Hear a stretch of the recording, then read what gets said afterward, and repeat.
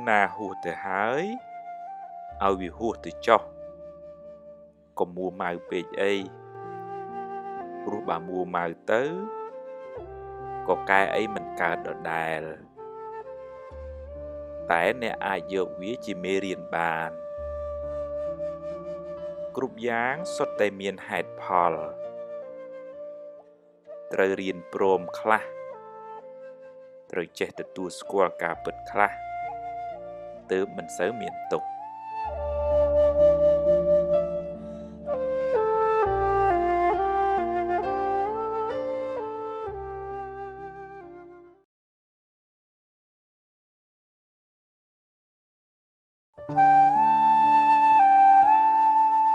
អត់ធន់រឿងណាអត់បានអត់ខ្លះទៅហើយបើរឿងណាអត់មិនបានទេជ្រុលជាខឹងទៅហើយខឹងបន្តិចបានហើយកុំគុំទុកយូរពេកអីខឹងច្រើនកើតទុកតែខ្លួនឯងរៀនអត់ធន់រៀនលើកលែងទោសរៀនភ្លេចរឿងមួម៉ៅទាំងឡាយរៀនញញឹមដាក់បញ្ហារៀនត្រេកអរចំពោះជោគជ័យរបស់អ្នកដទៃរៀនស្រឡាញ់មនុស្សឲ្យបានគ្រប់គ្នារៀននិយាយល្អរៀនមានសង្ឃឹមរៀនតស៊ូរៀនទទួលរឿងរ៉ាវទាំងឡាយទាំងល្អទាំងមិនល្អរៀនទទួលស្គាល់ការពិតទើបមិនសូវមានទុក្ខ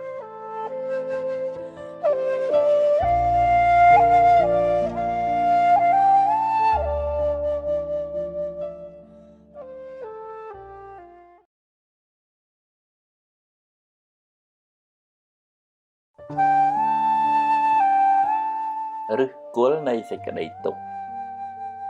បើអ្នកស្រឡាញ់ខ្លាំងហួងហែងខ្លាំងពេលបាត់បង់អ្នកកើតទុក្ខក៏ខ្លាំងដែរការស្រឡាញ់បិទថានាំឲ្យអ្នកសប្បាយរីករាយខ្លះមែនតែវាលាយឡំដោយការហួងហែងខ្វល់ខ្វាយភ័យខ្លាចការបាត់បង់ពេលរក្សាបានក៏សប្បាយមួយគ្រាទៅតែក៏ត្រូវមានរឿងស្មុគស្មាញផ្សេងទៀតចូលមកក្នុងជីវិតមិនចេះចប់មិនចេះហើយឡើយហើយបើការពារមិនបានទេក៏មួម៉ៅខ្វល់ខ្វាយក្តៅក្រហាយរហូតអ្នកខ្លះទុកចិត្តមិនបានឈានដល់ការសម្លាប់ខ្លួនទៀតក៏សង្មានបើអ្នកចង់ធូរស្រាលពីទុក្ខកង្វល់អ្នកត្រូវតែរៀនកាត់បន្ថយការជាប់ជំពាក់ហួងហែងរៀនស្វែងយល់ពីការប្រែប្រួលនៃធម្មជាតិរៀនទទួលស្គាល់ការពិតនៃជីវិតប្រាប់ចិត្តអ្នកកុំឲ្យហួងហែងខ្លាំងពេកមិនដូច្នោះទេអ្នកនឹងមានទុក្ខធំមិនខានហើយ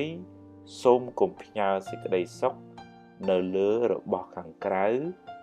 ឬមនុស្សខាងក្រៅទាំងស្រុងពេកអ្វីសុទ្ធតែមានការប្រែប្រួលជាធម្មតាអ្នកមិនអាចហាមឃាត់បានទេគួរចងចាំថាសេចក្តីទុក្ខចង្អៀតចង្អល់ក្នុងចិត្តកើតពីការជាប់ជំពាក់ការស្រឡាញ់ហួងហែងខ្លាំង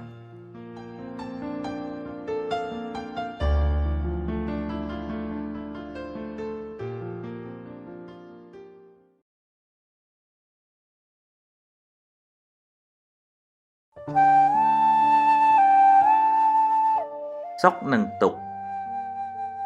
មានថ្ងៃមានយប់ជារឿងធម្មជាតិ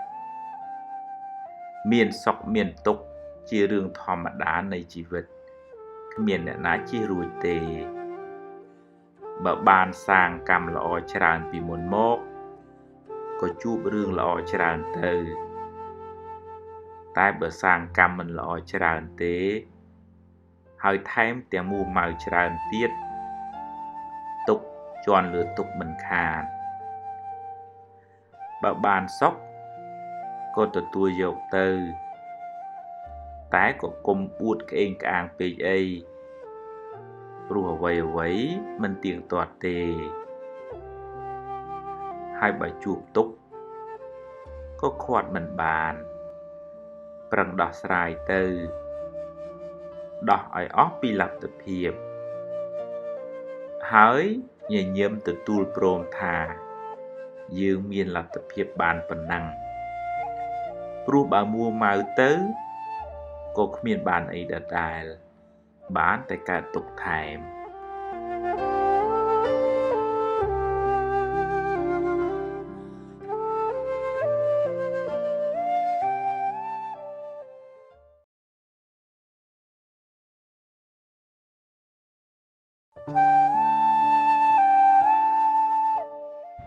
សម្អាតកាយសម្អាតចិត្តងូតទឹកសម្អាតកាយគុណធម៌ទាំងឡាយសម្អាតចិត្តធ្វើទានលះកំណាញ់មានមេត្តាលះកំហឹងអត់ឱនលះគំនុំដាក់ខ្លួនលះអួតអាងរស់រាយលះស្មុគស្មាញញញឹមលះទុក្ខព្រួយព្យាយាមលះខ្ជិលកាត់ចិត្តលះទុក្ខកង្វល់សម្ដីល្អលះសម្ដីអាក្រក់កតញ្ញូលះរមិលគុណស្មោះត្រង់លះបោកប្រាស់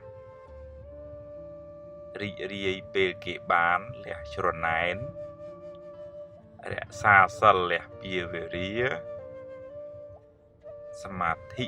លះចិត្តរវើរវាយប្រាជ្ញាលះអវិជ្ជាព្យាយាមលះគ្រឿងសៅមងក្នុងចិត្តអ្នកទើបជីវិតបានសុខចម្រើន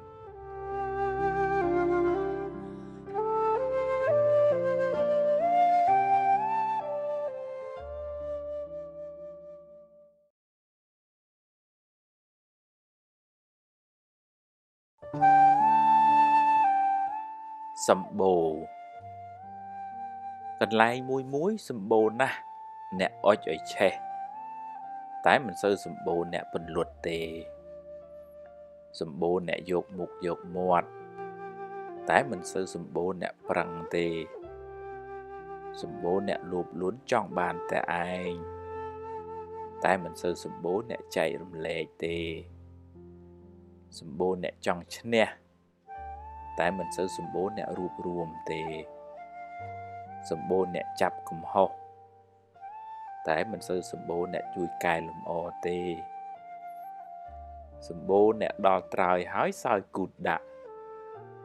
តែមិនសូវសម្បូរអ្នកដឹងគុណទេដរាបណាមេឆ្លោះនៅតែមានគំនុំគុំគួននឹងចំនួននឹងនៅតែកើតមានមិនចេះចប់មិនចេះហើយឡើយហើយគ្មានព្រះអង្គព្រះអិនណាមកជួយដោះស្រាយយើងបានទេដើម្បីកាត់បន្ថយចំនួនម្នាក់ត្រូវកាត់បន្ថយមេឆ្លោះទាំងនោះចេញពីចិត្តបន្តិចម្ដងរៀនយកឈ្នះកំហឹងយកឈ្នះអស្មិមានះក្នុងចិត្តអ្នកជាដំបូងសិនមុននឹងយកឈ្នះអ្នកដទៃ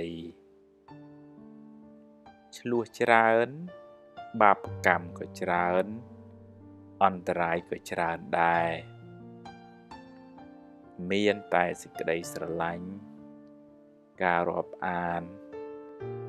ខន្តីអត់ធន់ការអត់ឱនយោគយល់ការជួយសង្គ្រោះគ្នា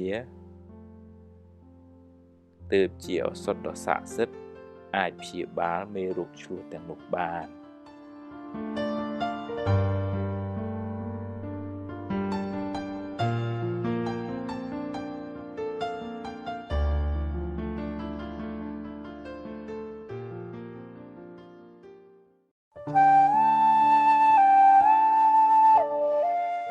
រៀនញញឹមពេលអ្នកញញឹមពិភពលោកនឹងញញឹមរកអ្នកវិញតែពេលអ្នកយំអ្នកនឹងយំតែម្នាក់ឯងអ្នកកើតមកមិនមែនដើម្បីយំសោកទេបើមានរឿងអីប្រឹងដោះរឿងនឹងទៅហើយបើដោះបានប៉ុណ្ណាយកប៉ុណ្ណឹងទៅកុំចង់ហួសហេតុពេកអ្វីមិនចេះតែបានតាមចិត្តចង់រហូតទេជីវិតតែងមានបញ្ហាជារឿងធម្មតាគ្មានអ្នកណាជារួចឡើយពេលជួបបញ្ហាអ្នកមានជម្រើសពីរគឺយំដាក់បញ្ហាឬញញឹមដាក់បញ្ហាអ្នករើសយកមួយណាក៏បានជាជម្រើសរបស់អ្នកផ្ទាល់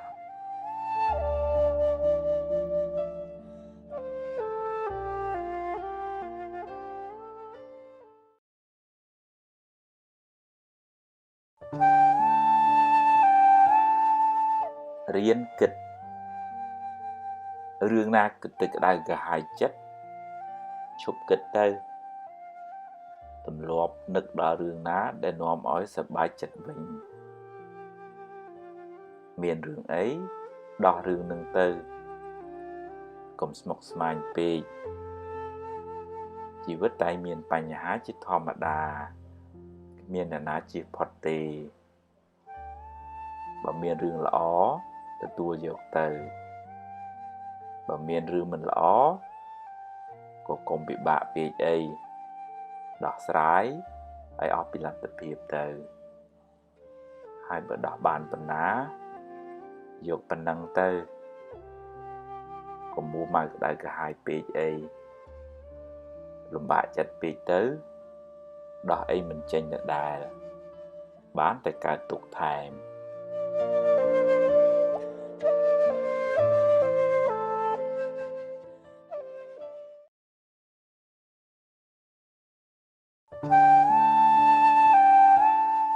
រឿងល្អរឿងអាក្រក់រឿងល្អរឿងអាក្រក់អ្នកណាក៏ជួបដែរគ្មានអ្នកណាជៀសរួចទេគ្រាន់តែម្នាក់ជួបរឿងផ្សេងគ្នាតាមសម្ពាយកម្មរៀងខ្លួនបើជួបរឿងល្អទទួលយកទៅតែក៏មានមោទនភាពពេកអីព្រោះអ្វីមិនទៀងទាត់ទេអាចបាត់បង់ទៅវិញពេលណាក៏បានតែបើជួបរឿងមិនល្អក៏ត្រូវតែហ៊ានទទួលហើយប្រឹងដោះស្រាយទៅដោះឲ្យអស់ពីលទ្ធភាពដែលអ្នកមានរួចញញឹមព្រមទទួលថាអ្វីដែលអ្នកគួរធ្វើអ្នកបានធ្វើរួចហើយអ្នកអាចរៀនសូត្រពីរឿងរ៉ាវទាំងឡាយនោះបានតែកុំស្ពាយរឿងនោះតាមខ្លួនយូរពេកបំភ្លេចចោលទៅព្រោះបើនឹកទៅបានត្រឹមតែក្តៅក្រហាយឥតប្រយោជន៍ទុកខួរក្បាលអ្នកគិតរឿងល្អវិញខួរក្បាលអ្នកមានតម្លៃណាស់កុំចូលចិត្តដើររើសសម្រាមមកដាក់ក្នុងខួរក្បាលអ្នកឡើយ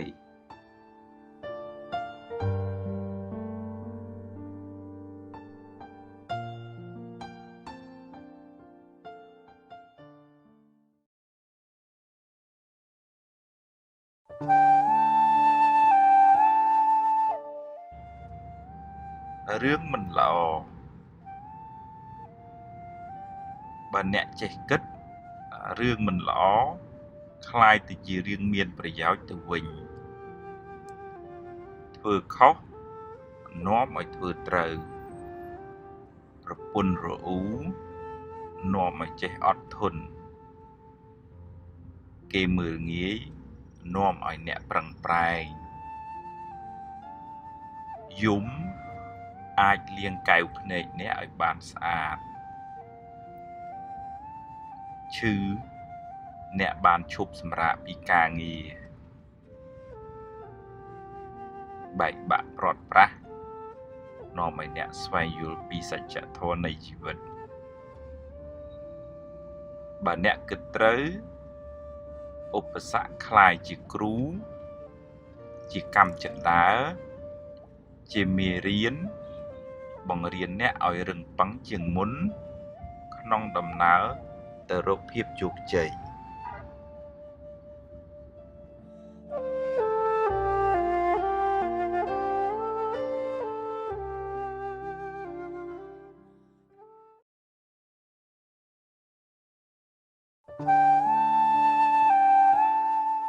រឹងប៉ឹង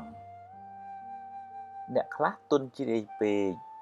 ផ្ញើសេចក្តីសុខនៅលើរឿងរ៉ាវខាងក្រៅទាំងស្រុងពេលជួបរឿងល្អក៏សប្បាយក្អាកក្អាយទៅដល់ពេលជួបរឿងមិនល្អក៏កើតទុក្ខទោមនស្សទៅជាមនុស្សទុនខ្សោយបណ្ដោយឲ្យរឿងរ៉ាវខាងក្រៅជាអ្នកកំណត់សុខទុក្ខក្នុងជីវិតពិតណាស់ថារឿងរ៉ាវខាងក្រៅមានឥទ្ធិពលលើជីវិតយើងមែនតែអ្នកត្រូវតែរឹងប៉ឹងហ៊ានប្រឈមមុខហើយប្រឹងដោះស្រាយដោយភាពស្វាហាប់និងដោយស្មារតីរឹងប៉ឹងត្រូវប្រាប់ខ្លួនឯងថាជីវិតមានទាំងល្អមានទាំងអាក្រក់មានទាំងសុខមានទាំងទុក្ខជារឿងធម្មតារៀនមានខន្តីអត់ធន់មិនតក់ក្រហល់បង្ខំពេកទេមានបញ្ញាយល់ថាអ្វីមិនចេះតែបានតាមចង់ទេបើជួបរឿងល្អក៏ទទួលយកទៅ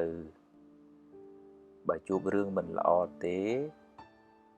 ក៏មិនទុំមនោះអីពេកដែរយល់ថាជីវិត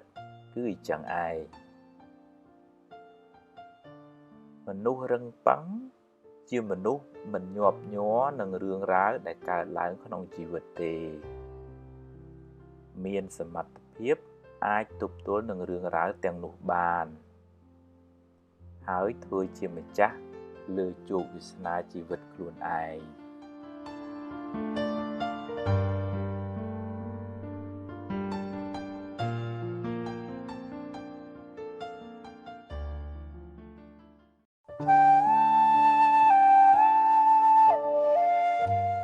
រក្សាមាត់អ្នកខ្លះមិនចង់ឲ្យគេនិយាយដើមខ្លួនឯងទេតែចូលចិត្តនិយាយដើមគេដូចជាមិនយុត្តិធម៌សោះរៀនរក្សាមាត់អ្នកឲ្យបានល្អកំហុសភាគច្រើនកើតចេញពីមាត់មុននឹងនិយាយទម្លាប់ឆែកមើលបេះដូងអ្នកសិនតើមានបំណងល្អឬអត់ហើយបើវាចង់និយាយអាក្រក់ពីគេឆាប់ដូរប្រធានបទខាត់ចិត្តអ្នកកុំឲ្យនិយាយហើយបើជ្រុលជានិយាយហើយនិយាយតិចបានហើយកុំបូបាច់ច្រើនពេកប្រយ័ត្នគេស្អប់ហើយមានបាបទៀតបើនិយាយ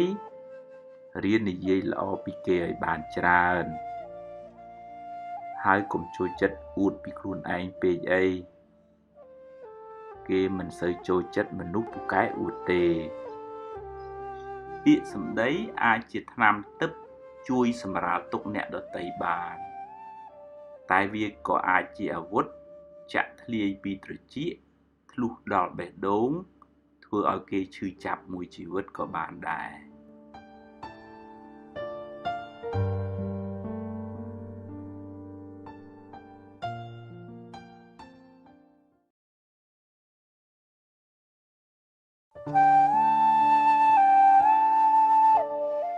មិនដូចគ្នា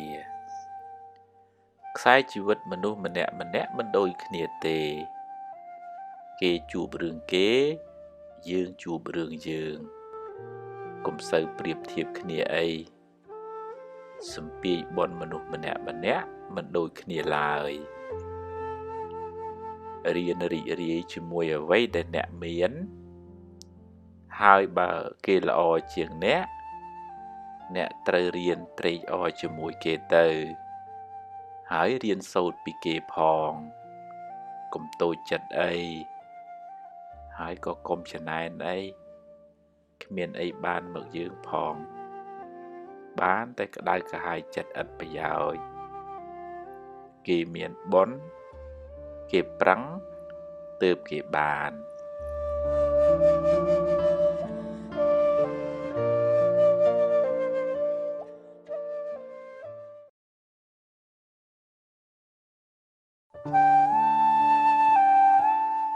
មានក្រអ្នកខ្លះប្រឹងដែរតែដាក់ខុសឡុងចុងអស់ដើមរហូតដល់ជំពាក់គេវ័នកទៀតក៏មានអ្នកខ្លះវិញដូចជាមិនសូវប្រឹងណាស់ណាទេតែហាក់ដូចជាចេះតែកាក់កបដាក់ចុះដុះឡើងរហូត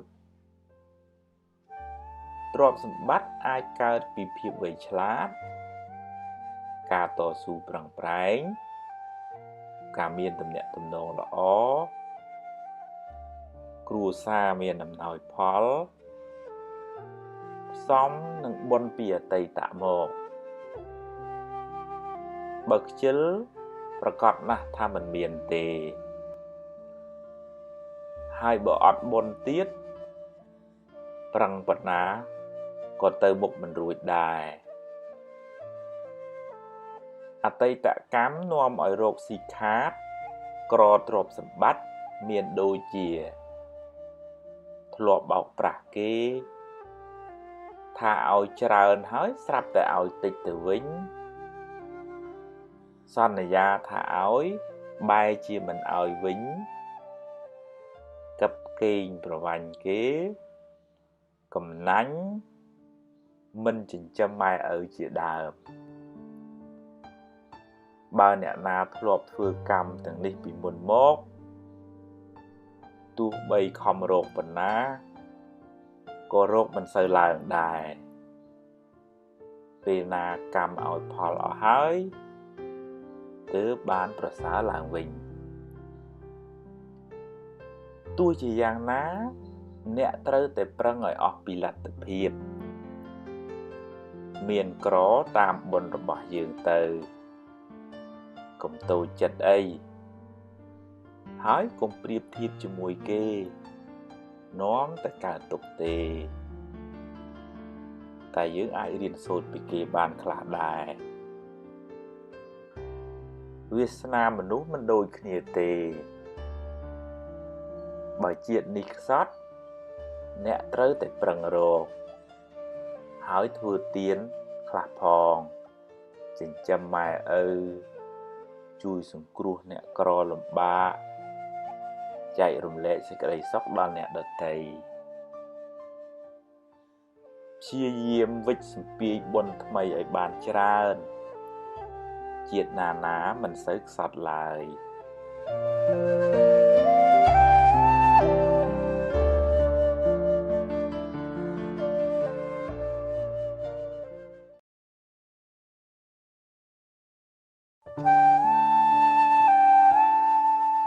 ភ័យ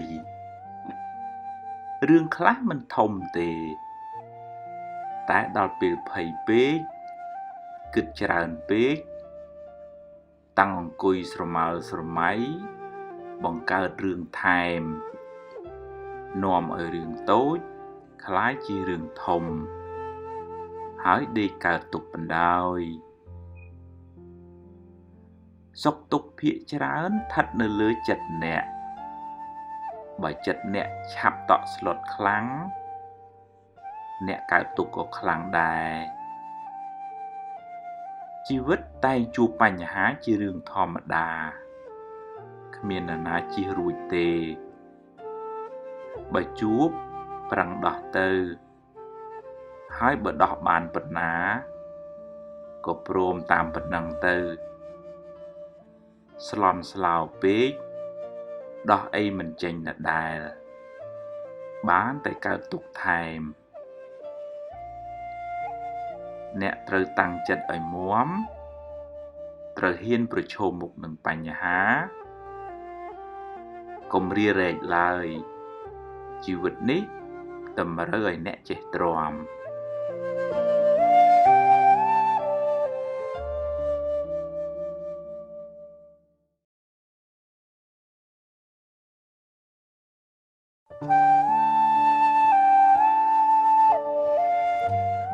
ព្រួយចិត្តបើរឿងអាចដោះស្រាយបានគ្មានអ្វីត្រូវបារម្ភទេប្រឹងដោះទៅតែបើប្រឹងដោះហើយនៅតែដោះមិនបានទៀតក៏គ្មានអ្វីត្រូវព្រួយដែរព្រោះបើព្រួយពេកទៅរឿងនៅតែដោះមិនកើតចិត្តក៏រឹតតែពិបាកថែមអ្វីមិនចេះតែបានតាមចិត្តចង់រហូតទេរៀនព្រមខ្លះរៀនលះខ្លះរៀនញញឹមទទួលយកការពិតខ្លះទើបមិនសូវកើតទុក្ខខ្លាំង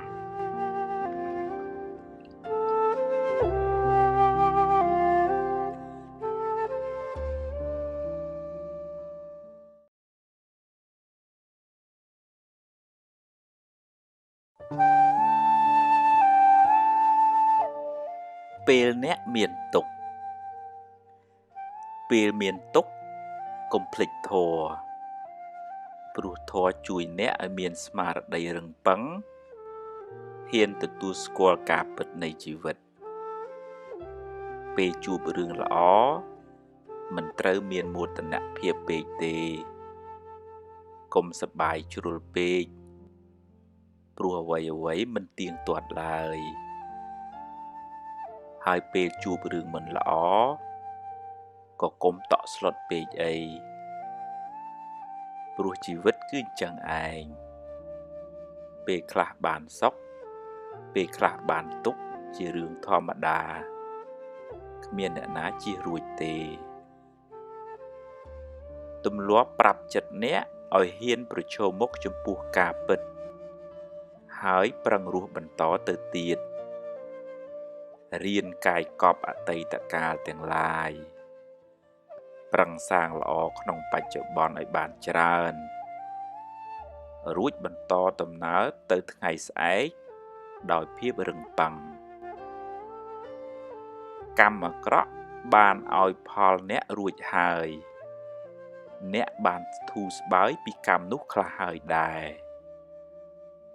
ចូលប្រឹងសាងកម្មល្អថ្មីបន្ថែមកុំសូវដេកកើតទុក្ខជាមួយរឿងអតីតកាលពេកអីរៀនដោះលែងខ្លួនអ្នកឲ្យមានសេរីភាព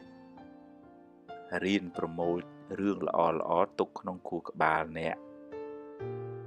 រៀនផ្ដល់សេចក្តីស្រឡាញ់ដល់ខ្លួនអ្នកឲ្យបានច្រើនអ្នកនឹងបានធូរស្បើយពីទុក្ខកង្វល់មិនខាន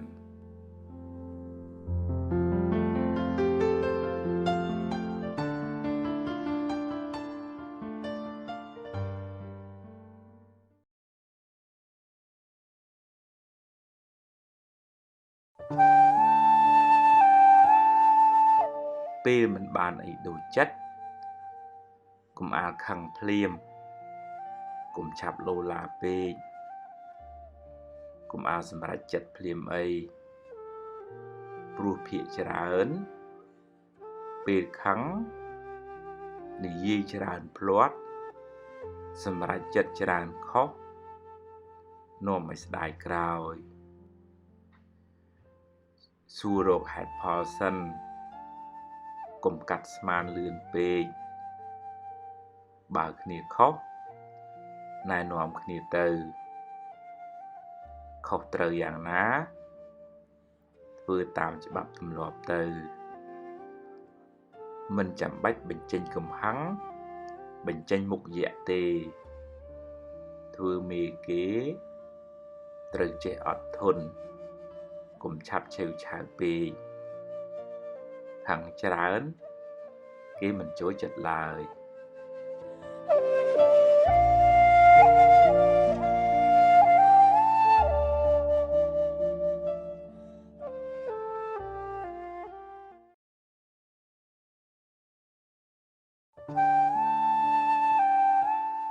ពូជមានពូជក្រ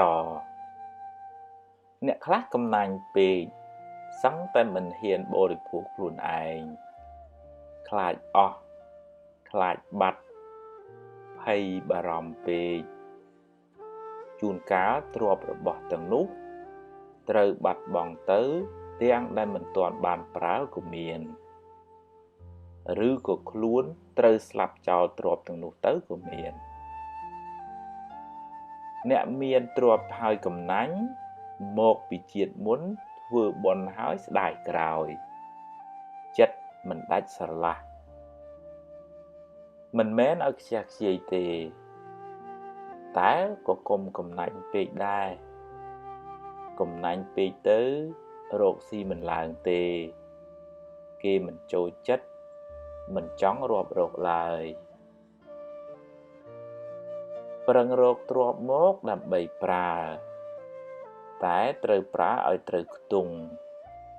ហើយធ្វើបុណ្យខ្លះផងស្លាប់ទៅយកអីទៅមិនរួចទេយកទ្រព្យទាំងនោះមកចិញ្ចឹមគ្រួសារធ្វើស្ពានសាងសាលាជួយមនុស្សដែលជួបការលំបាកបរិច្ចាគតាមលទ្ធភាពដែលខ្លួនមានការធ្វើទានឈ្មោះថាបានជួយសង្គ្រោះអ្នកដទៃផងអ្នកបានសប្បាយចិត្តផងបានបុណ្យផងបានដាំពូជជាអ្នកមានផងការធ្វើទានដូចព្រោះស្រូវនៅក្នុងស្រែអញ្ចឹងឯងមើលទៅអស់ស្រូវពូជមែន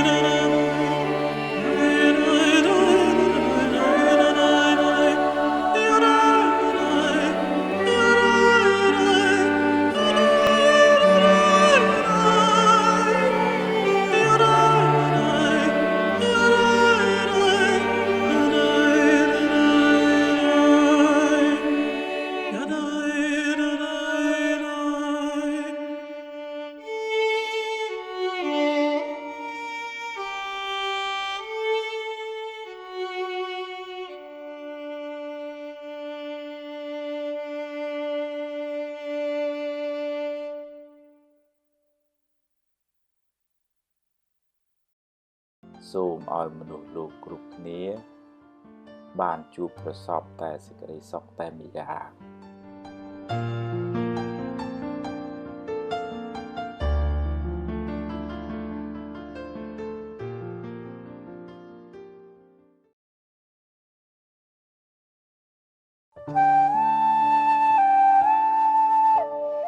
ផ្ញើសុខនៅអ្នកដទៃ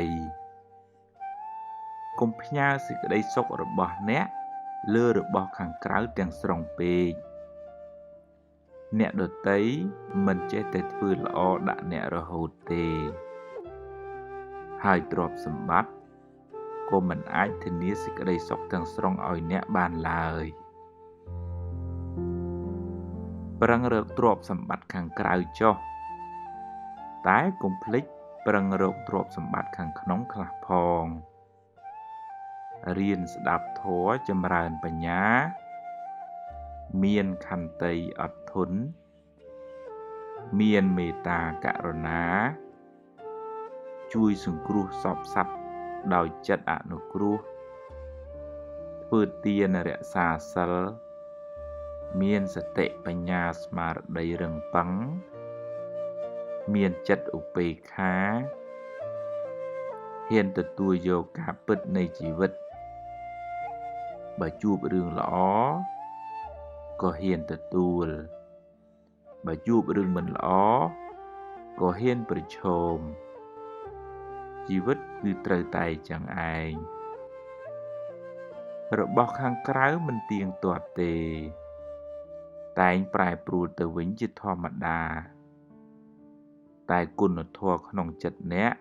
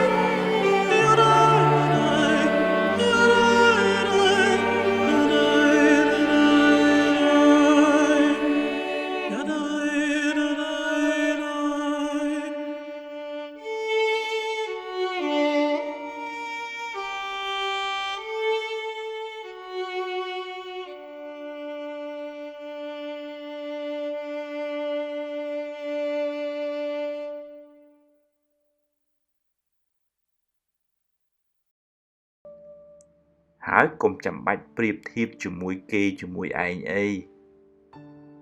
គ្មានបានប្រយោជន៍ទេគេជួបរឿងគេយើងជួបរឿងយើងដំណើរជីវិតម្នាក់ផ្សេងគ្នាសម្ពាយកម្មក៏ផ្សេងគ្នាដែរហើយបើដោះបានប៉ុណ្ណាក៏ព្រមតាមប៉ុណ្ណឹងទៅគ្មានអ្នកណាដោះបានគ្រប់រឿងទេតែអ្នកមិនអាចរត់ចោលការទទួលខុសត្រូវឡើយអ្នកត្រូវតែស្វាហាប់ហ៊ានប្រឈមមុខចំពោះការពិតប្រឹងប្រែងដោះស្រាយបើខុសទទួលថាខុសបើត្រូវទទួលថាត្រូវហើយប្រឹងប្រែងកែប្រែនិងធ្វើដំណើរបន្តទៅមុខទៀតធ្វើដំណើររហូតដល់ទីបញ្ចប់ជីវិតតែងមានបញ្ហាអញ្ចឹងឯងគ្មានអ្នកណាជៀសរួចទេបើមិនចង់មានបញ្ហាទាល់តែបំពេញបារមីចម្រើនបញ្ញាឲ្យលែងមានជាតិកំណើតបន្តទៅទៀតបានត្រាស់ដឹងនៅព្រះនិព្វានទើបលែងមានទុក្ខលែងមានបញ្ហាទាំងពួង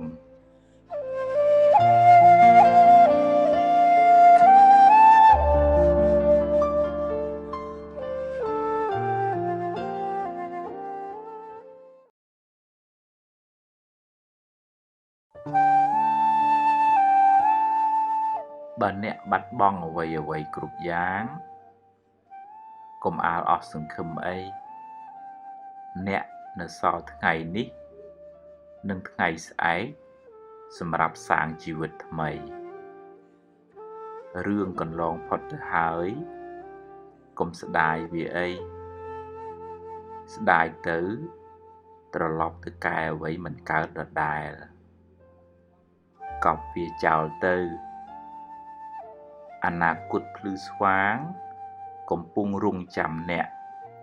បើអ្នកចាប់ផ្ដើមពីថ្ងៃនេះទៅហើយកុំខ្មាស់កុំអៀនកុំទួនជ្រាយកុំខ្លាចគេថាអីត្រូវប្រឹងធ្វើឲ្យអស់ពីចិត្តពីថ្លើមឲ្យដូចជាឈូកដុះចេញពីបឹងភក់ជីវិតជួបបញ្ហាលំបាកតែអ្នកត្រូវតែប្រឹងប្រែងរហូតបានទទួលជោគជ័យជីវិតរឹងមាំដោយសារការជួបប្រទះនៅឧបសគ្គហើយឆ្លងកាត់នៅឧបសគ្គទាំងនោះបាន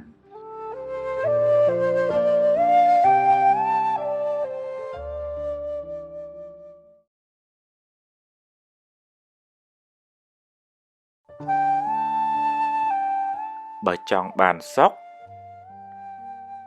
ទាល់តែទម្លាប់គិតរឿងល្អនិយាយរឿងល្អរំលឹករឿងល្អមើលមនុស្សផ្នែកខាងល្អរៀនលើកលែងទោសមានចិត្តសន្តោសប្រណីស្រឡាញ់សពសត្វទាំងអស់មិនច្រណែនមិនសូវខឹងគុំគួនខ្លាំង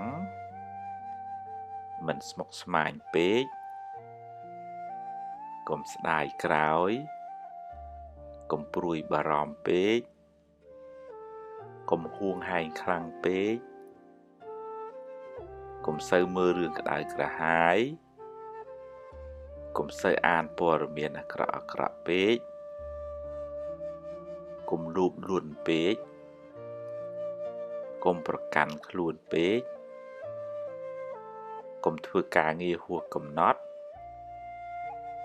កុំចូលចិត្តនិយាយដើមគេគេងឲ្យបានគ្រប់គ្រាន់ហូបអាហារឲ្យបានល្អហាត់ប្រាណហ៊ានទទួលស្គាល់ការពិតស្ដាប់ធម៌ធ្វើសមាធិទម្លាប់ប្រមូលរឿងល្អចូលក្នុងជីវិតអ្នកនឹងបានសុខច្រើន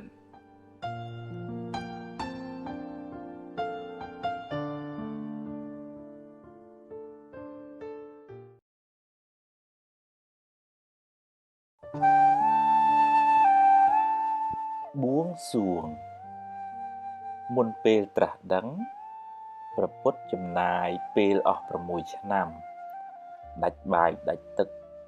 តស៊ូព្យាយាមសឹងតែអស់ជីវិតដើម្បីសម្រេចគោលបំណងរបស់ព្រះអង្គគឺការត្រាស់ដឹងព្រះអង្គមានសេចក្តីប្រាថ្នាមានការតាំងចិត្តខ្ពស់មិនរាថយមិនអស់សង្ឃឹមឡើយការត្រាស់ដឹងរបស់ព្រះអង្គមិនមែនបានដោយការបន់ស្រន់សុំអង្វរពីអ្នកណាឡើយគឺបានដោយកម្លាំងញើសឈាមរបស់ព្រះអង្គផ្ទាល់មើលខ្លួនយើងវិញម្ដងពេលទៅវត្តម្ដងអ្នកខ្លះនាំគ្នាបន់ស្រន់សុំព្រះឲ្យជួយនេះជួយនោះមាត់ជីបអូចមិនដឹងសុំអីខ្លះទេព្រះមានអ្វីនឹងឲ្យយើងទៅបើព្រះអង្គបរិនិព្វានបាត់ទៅហើយនឹងគ្មានសល់ព្រលឹងវិញ្ញាណអ្វីមកទទួលសំណើពីអ្នកទេព្រះពុទ្ធរូបគេសាងឡើងដើម្បីរំលឹកដល់គុណរបស់មហាបរោះម្នាក់ដែលមានបញ្ញាញាណខ្ពង់ខ្ពស់ បានជួយណែនាំមនុស្សឲ្យរួចផុតពីទុក្ខកង្វល់ទាំងឡាយមិនមែនសម្រាប់ឲ្យយើងទៅបន់ស្រន់សុំនេះសុំនោះទេបើព្រះពុទ្ធគង់នៅព្រះអង្គនឹងស្ដីបន្ទោសអ្នកមិនខានរីឯការថ្វាយបង្គំរបស់អ្នកគឺជាការសម្ដែងគោរពដឹងគុណចំពោះព្រះអង្គអ្នកបានបុណ្យត្រង់ចិត្តជ្រះថ្លាចំពោះគុណរបស់ព្រះពុទ្ធព្រះពុទ្ធជាអ្នកបង្ហាញផ្លូវទៅកាន់សេចក្តីសុខមិនមែនជារោងចក្រផលិតសុខឲ្យអ្នកមកសុំទេ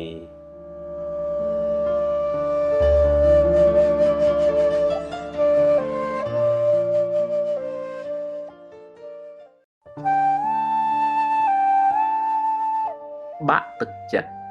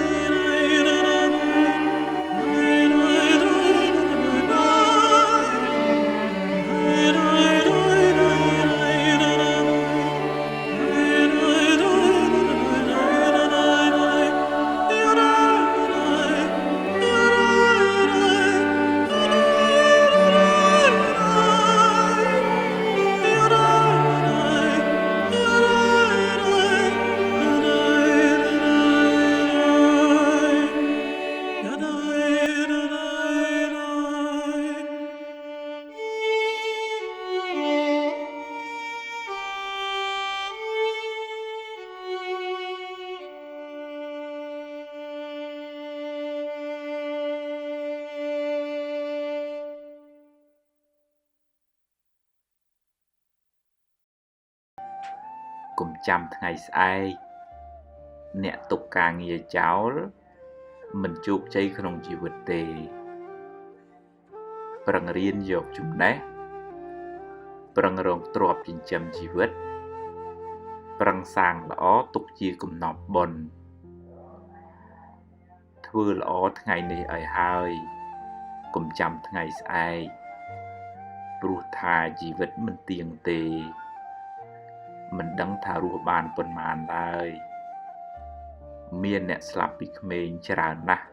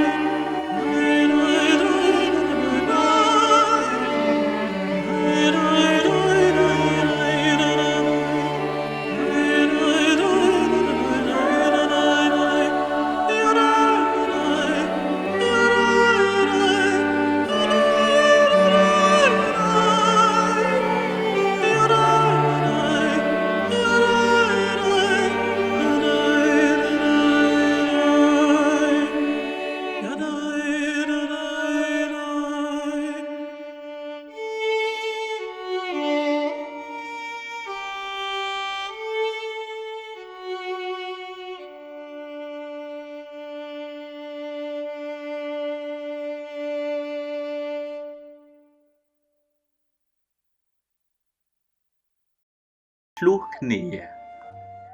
ងាយបំផុតរឿងឆ្លោះគ្នាអ្នកណាក៏ចេះឆ្លោះដែរពេលណាក៏អាចឆ្លោះបានដែរហើយកន្លែងណាក៏ឆ្លោះគ្នាកើតដែរនៅផ្ទះ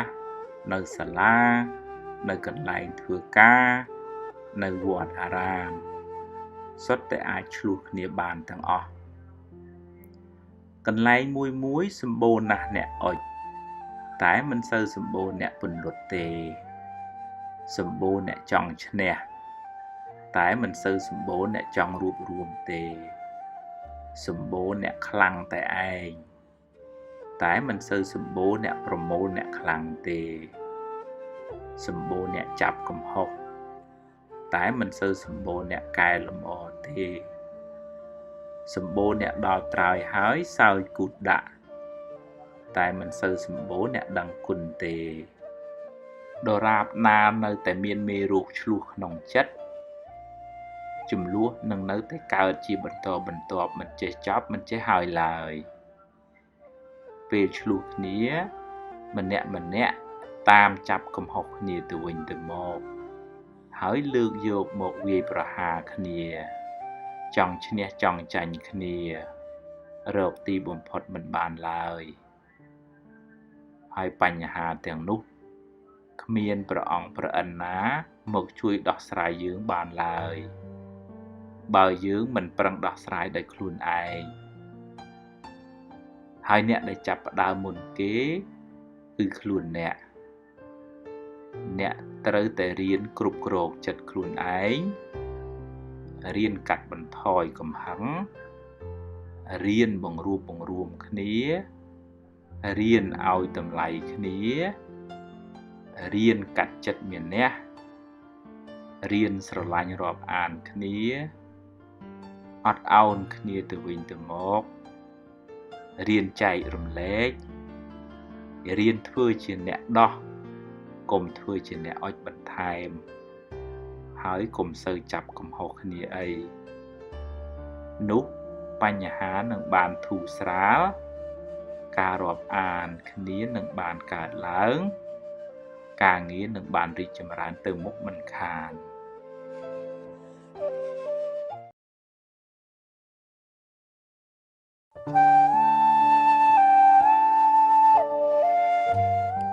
កុំចូលចិត្តនិយាយដើមគ្នា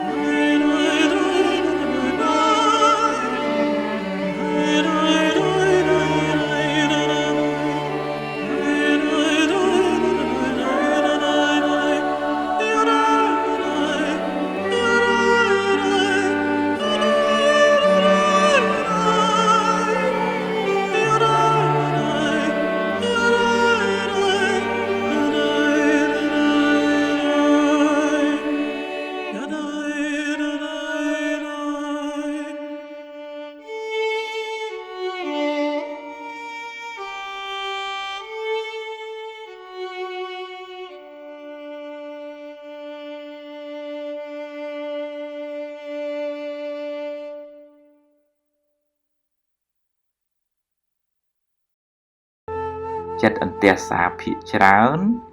កើតឡើងពេលស្ទះចរាចរណ៍ពេលរំចាំគេការងារប្រញាប់ជិតដល់ពេលកំណត់ជាដើម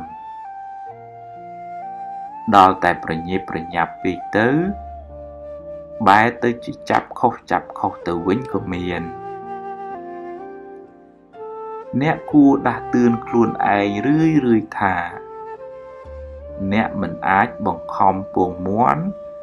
ឲ្យវាញាស់មុនពេលវាត្រូវញាស់បានឡើយអ្នកមិនអាចបង្ខំរឿងឲ្យត្រូវតាមចិត្តអ្នកគ្រប់ពេលឡើយ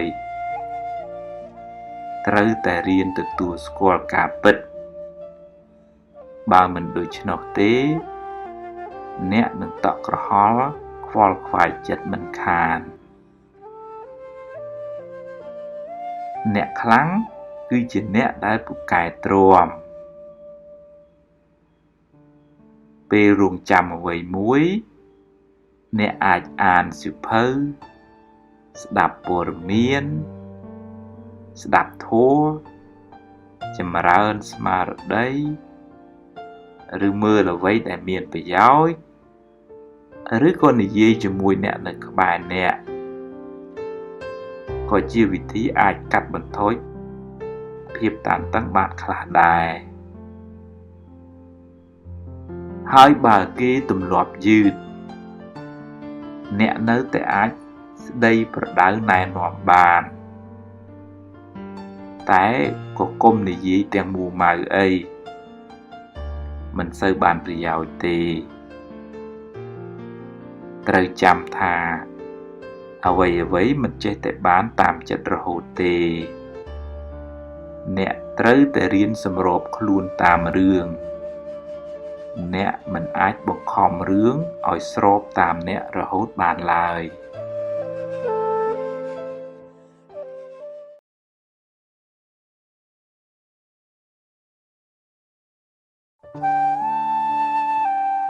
កំណាញ់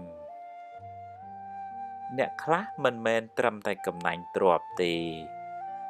កំណាញ់ទាំងចំណេះកំណាញ់ទាំងមុខមាត់កំណាញ់ទាំងរូបសម្បត្តិកំណាញ់សពកំណាញ់គ្រប់មនុស្សកំណាញ់ច្រើនចូលចិត្តចំណែនគេ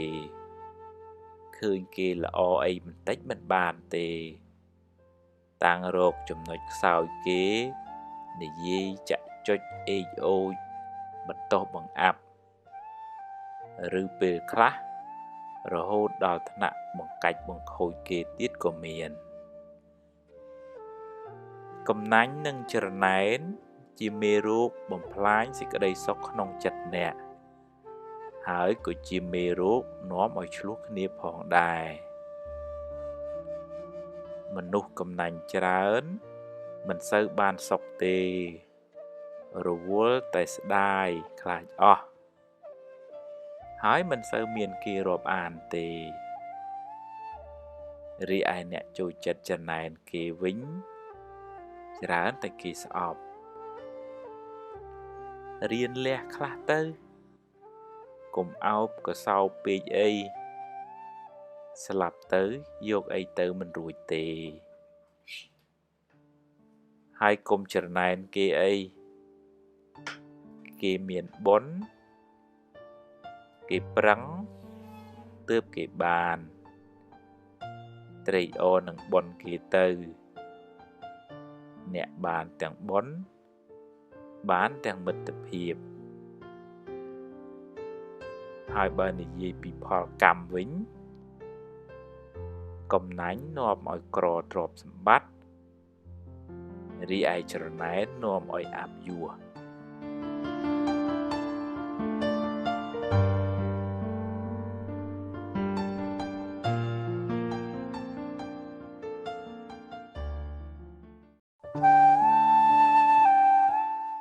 ចិត្តអនាថាចិត្តដែលគិតពីរឿងគេច្រើនពេកពីរឿងខាងក្រៅច្រើនពេកមានន័យថាចិត្តអ្នកដើរទៅនៅផ្ទះគេរស់នៅក្នុងជីវិតគេខ្វល់ខ្វាយតែពីរឿងគេរហូតពេលខ្លះធ្វើឲ្យខ្លួនឯងស្មុគស្មាញរកសុខមិនសូវឃើញឡើយមិនមែនមិនឲ្យគិតរឿងគេទេតែគួរតែគិតពីសុខភាពផ្លូវចិត្តខ្លួនឯងផងអ្នកខ្លះគិតគូរពីគេពេក រហូតคล้ายទៅជាជំងឺដេកមិនលក់បក់មិនលហើយវល់ខ្វល់ខ្វាយស្មុគស្មាញរហូតមិនមែនត្រឹមតែគិតឥតប្រយោជន៍ទេថែមទាំងនាំឲ្យអំពុលទុកដល់គេទៅវិញប្រហែលជាដល់ពេលដែលអ្នកត្រូវរៀនកាត់ខ្លះរៀនប្រគល់ជីវិតគេឲ្យគេជាអ្នកគ្រប់គ្រងរៀនកាត់បន្ថយសម្ពាធរៀនមានបញ្ញាយល់ថាមនុស្សម្នាក់ដើរតាមគន្លងកម្មរៀងខ្លួនគេសាងកម្មណាគេត្រូវទទួលផលនៃកម្មនោះវិញអ្នកមិនអាចទទួលជំនួសបានទេតែអ្នកអាចជួយណែនាំឬឧបត្ថម្ភឲ្យអស់ពីលទ្ធភាពរបស់អ្នកទៅ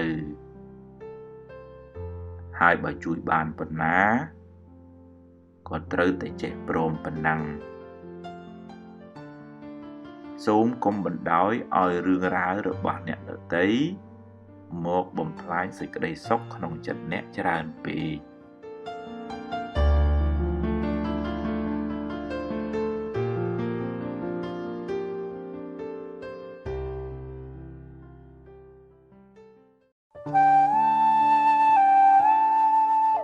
ចិត្តមានសេរីភាព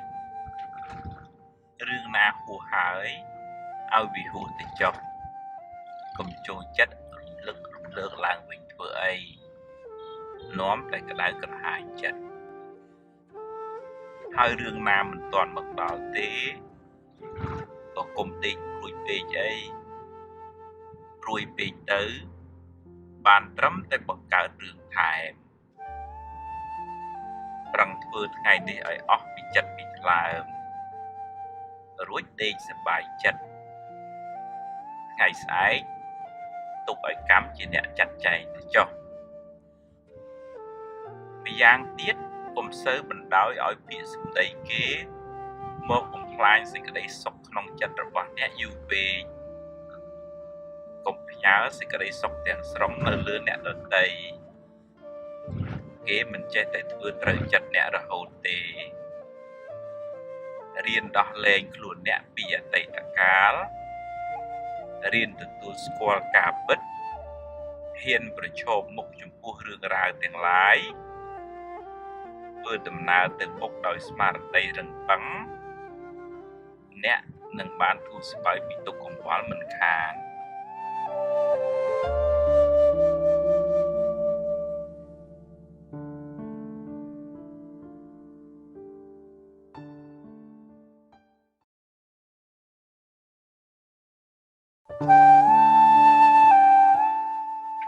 ចិត្តខឹងចិត្តស្អប់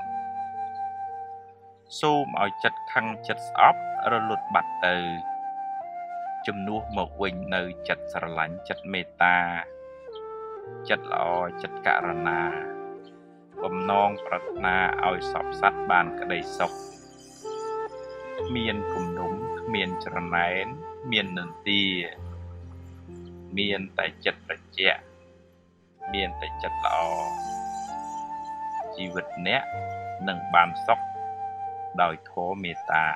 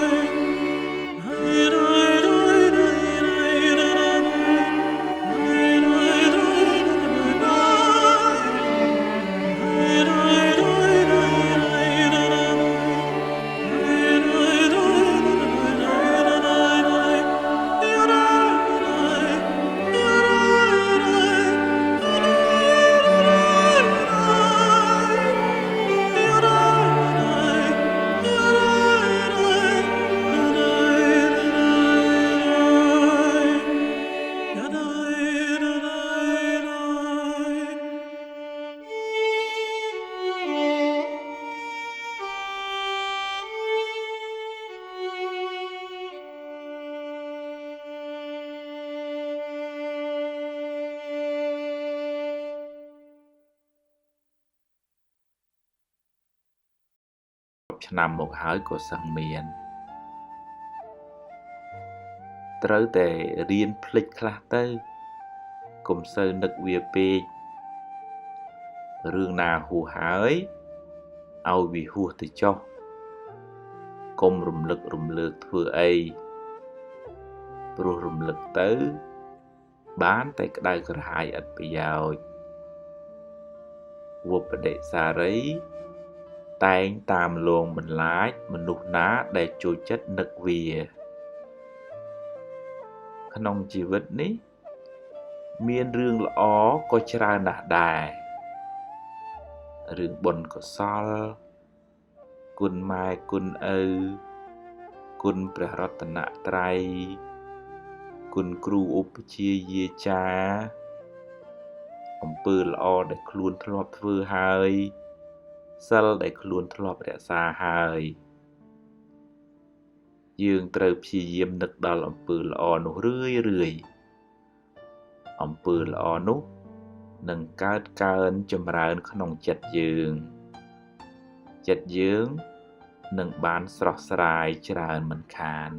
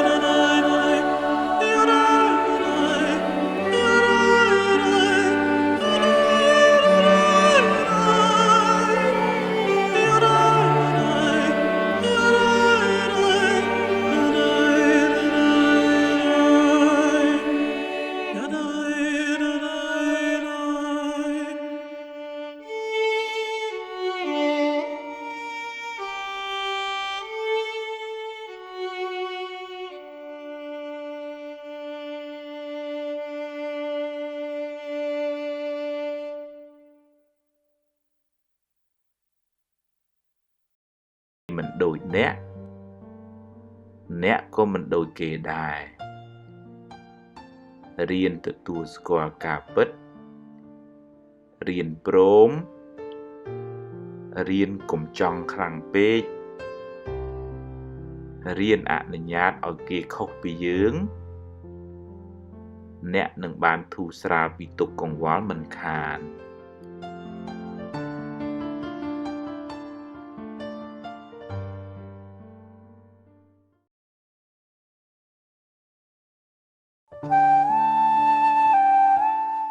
កុំប្រមាទ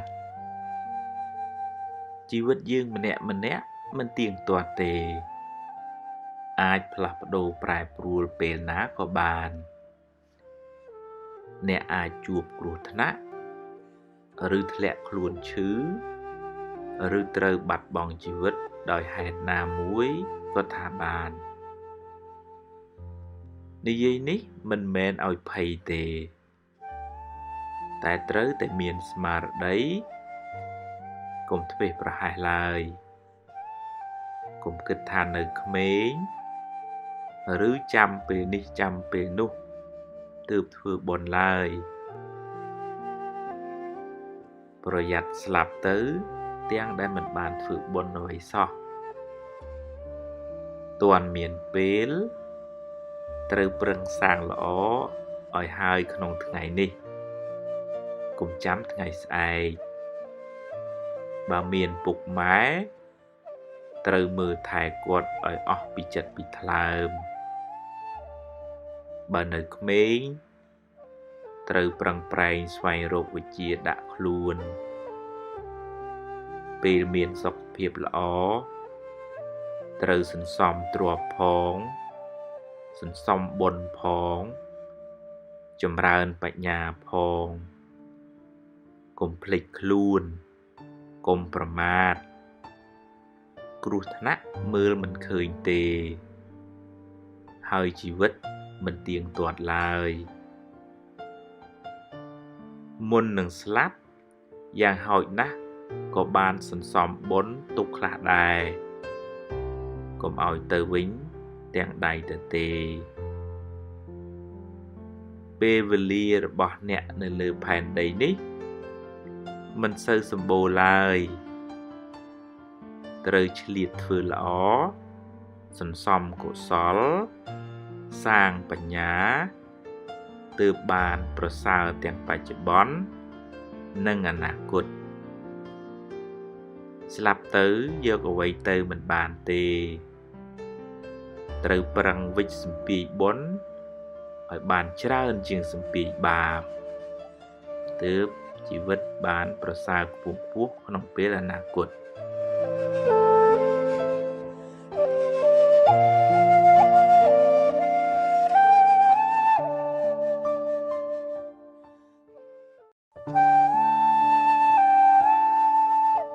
គិតខុសពេលគ្រោះថ្នាក់បាក់ដៃម្ដងកើតទុក្ខមួយខ្លាចគេឈប់ស្រឡាញ់កើតទុក្ខមួយទៀតខ្លាចលែងសង្ហាកើតទុក្ខមួយទៀតខ្មាស់គេកើតទុក្ខមួយទៀតស្ដាយក្រោយកើតទុក្ខមួយទៀតរឿងមិនល្អកើតឡើងតែម្ដងទេតែចិត្តល្ងង់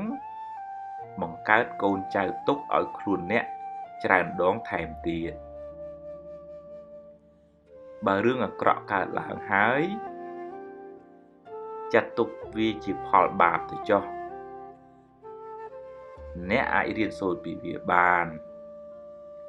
តែកុំស្ពាយវាតាមខ្លួនយូរពេកអីបោះវាចោលទៅរៀបចំជីវិតអ្នកជាថ្មីរៀនផ្ដល់សេចក្តីសង្ឃឹមឲ្យខ្លួនឯងរៀនទទួលស្គាល់ការពិតរួចបន្តដំណើរទៅមុខទៀត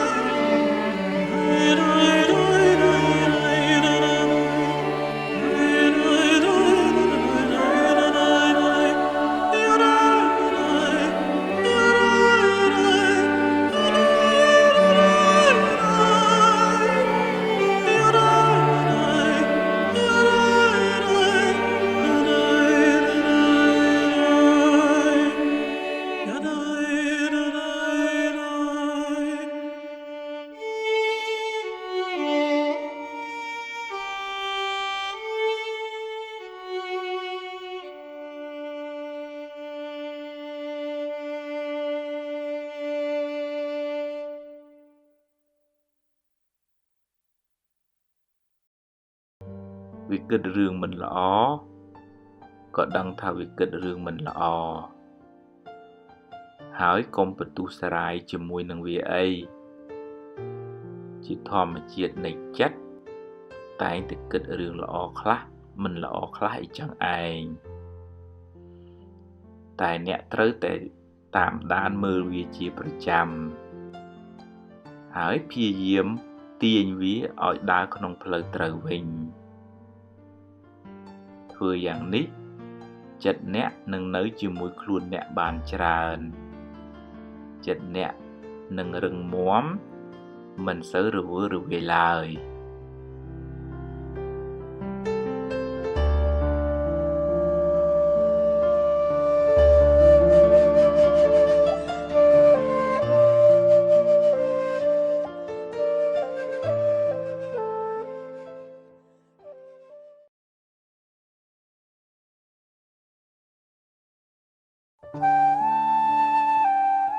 កុំសន្សំចិត្តខឹងកុំសន្សំចិត្តស្អប់រៀនមើលមនុស្សផ្នែកខាងល្អកុំប៉ិនមើលទោសគេពេកអ្នកណាក៏មានកំហុសដែរបើគេអាក្រក់នេះ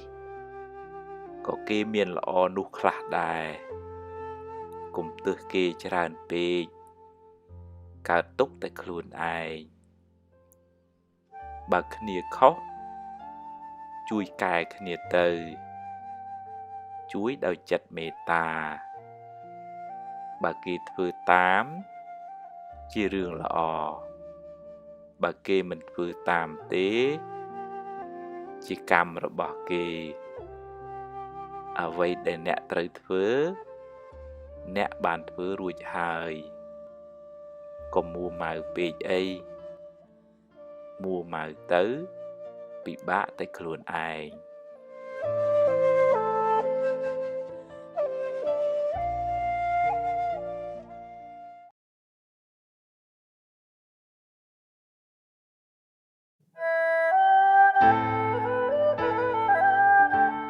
ខ្ញុំក៏ចេះខឹងដែរ